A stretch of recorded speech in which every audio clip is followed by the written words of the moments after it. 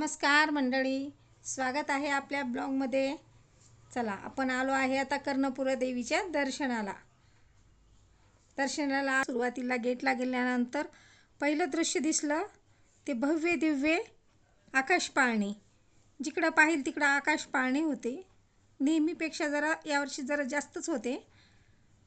पाहून असं रम्य वातावरण दिसलं सगळीकडे। यात्रा अशी फुल भरलेली होती, गर्दी खूप होती। थोडंसं पुढे गेल्यानंतर देवीच्या सामानाचे स्टॉल लागलेले होते। खूप काही स्टॉल होते असे। त्या स्टॉलमध्ये काय साड्या, सोळी, खण, नारळ, अगरबत्ती हे सगळं पूजेचं साहित्य होतं। त्याचे खूप सारे स्टॉल लागले होते। प्रत्येकजण आवाज देत होते, आमच्याकडचं ओटी घ्या, आमच्याकडची ओटी घ्या। प्रत्येक दुकानातून असा आवाज येत होता देवीच्या ओट्या घेण्यासाठी। प्रत्येकांची एकच घाई होती की प्रत्येकाला असं वाटत होतं की आमच्याकडून ओटी घ्यावी, पण ज्याच्या त्याच्या मर्जीचा प्रश्न आहे तो। मग आम्ही एका ठिकाणी काय केलं, ओटीचं सामान घेतलं, खण, नारळ हे घेतलं, अगरबत्ती, खण, नारळ, हळदी, कुंकू हे सगळं ओटीचं सामान घेतलं। आणि देवीच्या अलीकडेच थोडंसं अष्टविनायकचं मंदिर आहे, आम्ही पहिलं दर्शन अष्टविनायकचं घेतलं आणि नंबरला थांबलो दर्शनासाठी। गर्दी होती, एवढी काही जास्तही नव्हती, गर्दी होती, पण आम्ही थांबलो नंबरला। मग तिथं बायकांचा चिवचिवाट चालू होता, पोलिसांचा चिवचिवाट चालू होता।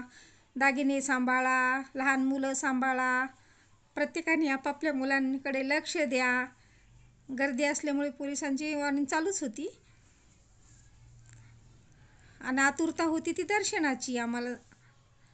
मग नेमकं आम्ही देवीच्या गाभाऱ्यात गेलो आणि आरती सुरू झाली। गाभाऱ्यात पाऊल ठेवल्याबरोबर आरती सुरू झाली।